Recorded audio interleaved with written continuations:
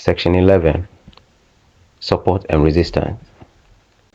We are going to head to MT5 to learn how to draw a support and resistance line, how to identify them, and how to make good use of them. Let's see how we are going to draw support and resistance line. First of all, I'm going to change my time frame to 4 hours or daily. Let me start from 4 hours.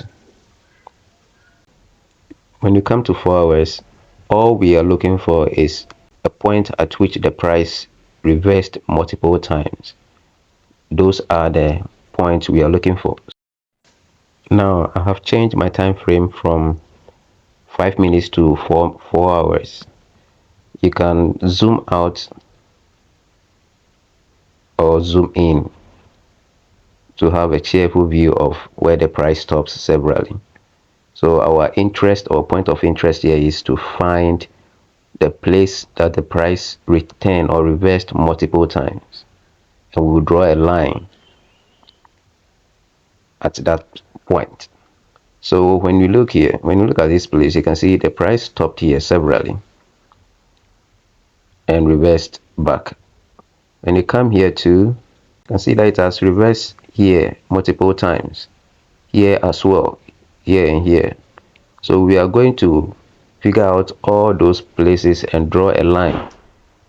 If you check here, that continues all the way to this place, and here as well. So that can act as support. So that can act as a support zone or a resistance zone. This place as well. Let's go ahead and draw our horizontal line. So first of all, I'm going to put one here. I'm going to put one line here. So you tap anywhere on the screen, use this and tap on the horizontal line, and I'm going to place it here. Make sure it attaches the end of the candlestick, which is the wick. Make sure it touches it. So now I'm going to add another one to this place. So what I'm going to do, I'm just going to copy what I have here and drag it to the place where I want to place it. Let me put it here. Yes. When I come to the top here too, I'm going to add one here.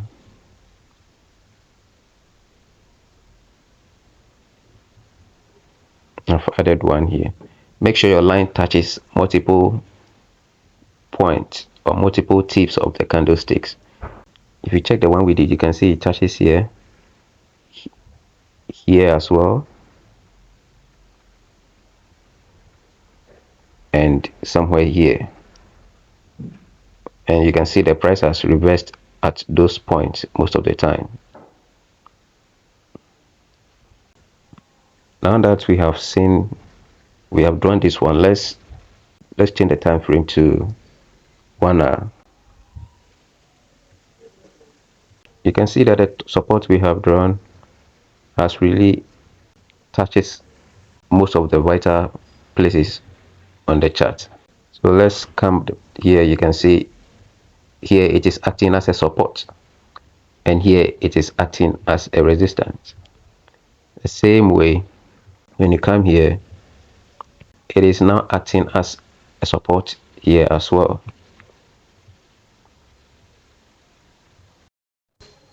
Most of the time, what I normally do is when I wake up in the morning to get myself ready for the day, I change my time frame to the daily time frame.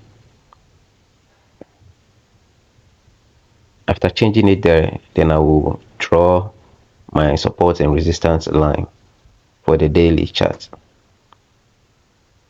So you can see what we've drawn so far. It is still effective here. It has touches most of the places where the price reversed several times or severally. You can see it's working here. That should tell you that your support and resistance line is valid and very effective. So now that I have this one here, let me change it to the 4 hours again. So what I normally do is I come to the 1 hour daily, draw my support and resistance line, go back to the 4 hours, see where I can find more support and resistance points and add my lines there as well. Then I'll go back to 1 hour, do the same thing on 1 hour. If there are some places that I will need to add more support and resistance line, I will do so. Then I will go back to 5 minutes to look for entry points or entry opportunities. When we come to 5 minutes, you can see the lines we've drawn. You can see how wide they are. Let's see how we can use the support and the resistance zones to guide our trades. So let's say I have a trade running. For this instance, I have a sell trade running and I would like to set a stop loss and a take profit using my support and resistance zones as guides. So what I'm going to do here is, since it is a sell trade, my stop loss is going to be above. So since I have a resistance zone here, I'll make sure that I set my stop loss just above the resistance zone, because I'm expecting the price to return whenever it reaches the resistance zone, and I don't want it to hit my stop loss, so the stop loss will have to be above it.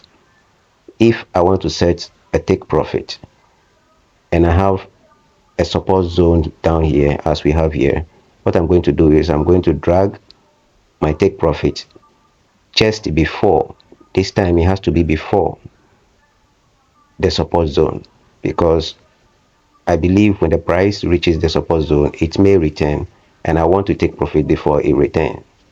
I don't want to lose the profit I've made already, so I'll make sure I put my take profit before the support zone, so that I'll be able to secure or take my profit before, if it will return to the opposite side. The same way, if you have a buy trade running, you do it in a reverse form. In that case, you will have to set your take profit here and stop loss down. And whichever way you are going to do it, you have to make sure that if it is a take profit, the take profit will have to be before the zone where you expect the price to return. And if it is a stop loss, you will have to make it above or just after the zone you are setting your stop loss, because you expect the price to return from there. And if it is a stop loss, since you don't want it to hit your stop loss, you make sure your stop loss should be after the zone. But if it is a take profit, you want to take profit before it hits the zone, so you have to be before the zone. And this is how we use support zone and resistance zone to guide trades whenever we have a trade running.